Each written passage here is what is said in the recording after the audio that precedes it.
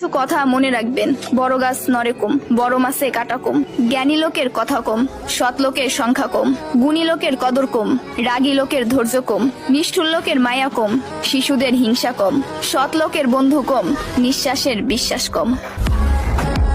টাকার গরম, ক্ষমতার দাপট, সম্পত্তির অহংকার, রূপের বড়াই, এগুলা রাখবে কই? আমার জানা মতে কাফনের তো কোনো পকেট হয় না। একদিন আফসোস করবেন, জীবন শেষ হয়ে গেল কিন্তু কোনো নেক কাজ করা হলো না। আজ শরীরে শক্তি আছে কিন্তু ইবাদত করার ইচ্ছা নাই। এমন একদিন আসবে সামনে, ইবাদত করার ইচ্ছা হবে কিন্তু শরীরে কোনো শক্তি থাকবে না, একটা সেজদা দেওয়ার ক্ষমতা থাকবে না। এখনো সময় আছে, তওবা করে ফিরে আসুন। সন্তান যখন দুনিয়ার সম্পদ দ্বারা ধনী হয়ে যায় তখন বাবা মা ভয়ে ভয়ে কথা বলে যাতে সন্তান রাগ না করে, আর সন্তান যখন ইমানের দৌলতের দ্বারা ধনী হয়ে যায় তখন সন্তান ভয়ে ভয়ে কথা বলে যেন